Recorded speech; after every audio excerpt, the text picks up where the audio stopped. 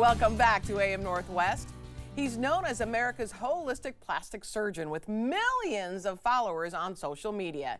Here to share his take on some popular beauty trends, we welcome back the author of Younger for Life, Dr. Anthony Youn. Doctor, good to see you again. How you doing?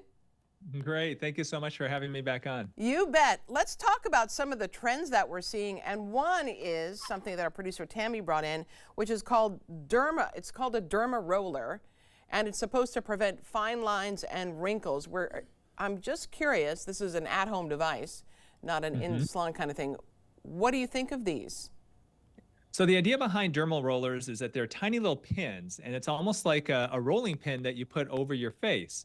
And it creates tiny little micro traumas to the skin. And the idea is that by creating that micro trauma, it damages the collagen of your skin. And when that collagen heals, it heals in a tighter fashion. So the idea is a really good one. The problem is that specific type of roller is that they tend to actually tear your skin. And so instead of doing a roller like that you roll on, they're actual dermal stampers that are a little bit better, because they will then, instead of kind of tearing the skin and getting a bit of an uneven poking of the skin, essentially, you're going to get a more even penetration of that device. So look for the stamp, the dermal stamp is what you're saying? It's look for more of a stamper, or ideally have it done by an esthetician in a med spa, because they're going to do it in a sterile fashion and get the best results for you. Okay. What do you think about Retin-A? Like, if people using that same idea, does Retin-A work well?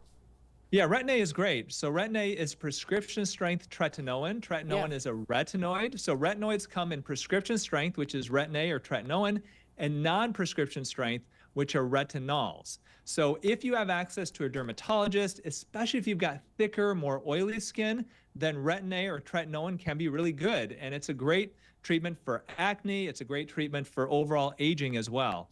However, if you've got more sensitive skin, or let's say you don't have access to a dermatologist, then there are a lot of skincare companies that make their own retinol. Retinol's over-the-counter strength, not quite as potent, but works the same way. Yeah, gotcha. Okay, talk to me about zinc oxide and diaper rash paste as a night cream.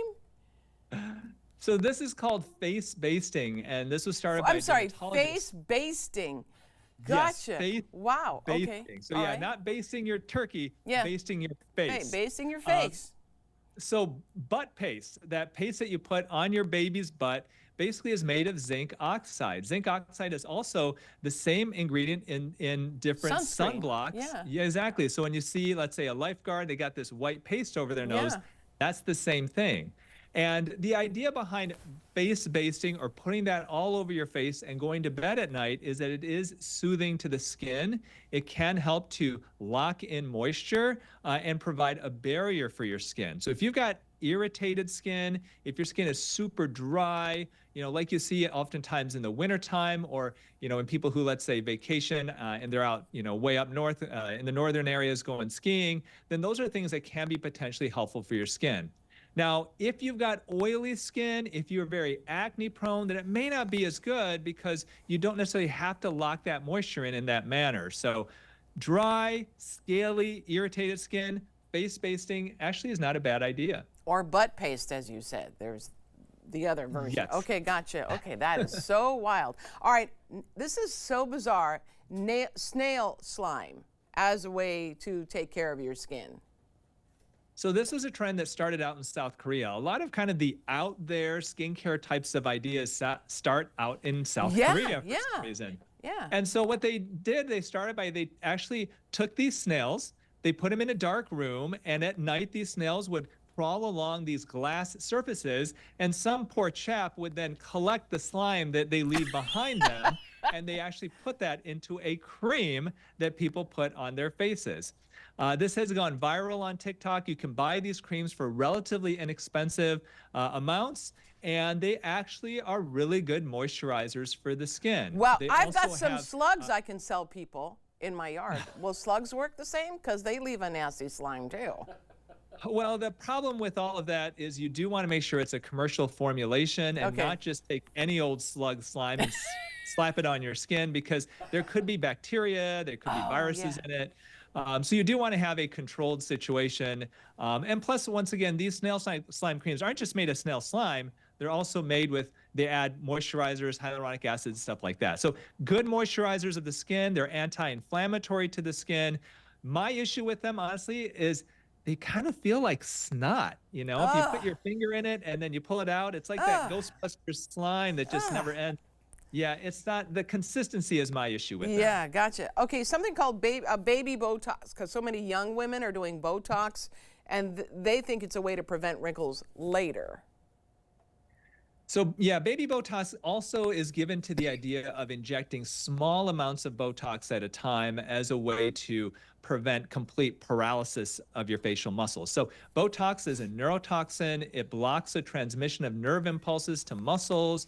If you block it to those muscles that create wrinkles, like the glabellar wrinkles, Yeah. the frown lines here, the forehead lines, or the crow's feet, then it can actually then smooth those lines temporarily. Now, what people don't like sometimes about these toxins is if they're overdone, if your face looks frozen. And so the idea behind baby Botox is one of two things. Either it's preventative for people who are in their 20s, or you can use it in people who are older but just want kind of a smaller, not frozen result.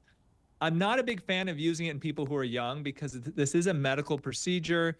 It doesn't make sense to spend all that money to get potential bruising and other potential complications if you don't even need it. Yeah. But if you are older, you've got those lines and you want to smooth them out and you don't want to get, huge amounts of Botox. And for some people, baby Botox is a pretty good idea. Okay. Now, here's something that we just heard about, cortisol face. It's trending on social media. Tell me about that. So there are a lot of people, cortisol face is kind of a scam. Okay. That's what we need to hear, if it's a Let's real just put thing it or out there. not. Yeah. So the idea is that people who have rounder kind of puffy faces, they blame it on cortisol. And there is a situation where if you've got a certain medical condition, you can get puffiness of the face. It's called Cushing syndrome, where you have excess amounts of cortisol and steroids in your body.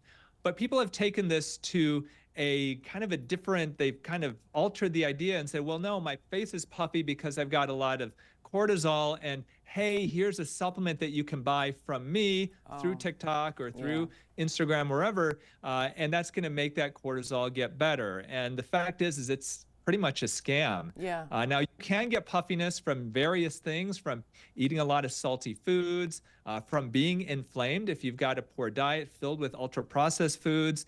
Those types of things can cause you to look puffy. And yes, doing certain things like cleaning up your diet, like exercising, like talking with your physician, those things can help with a puffy face. But taking a supplement that somebody is selling you, essentially what they've done with cortisol face is they have created a problem to sell solution. Yeah, absolutely. We want to tell everyone your book again is called Younger for Life. Dr. Anthony Youn, thank you so much. Great to see you again. Thank you so much for having me.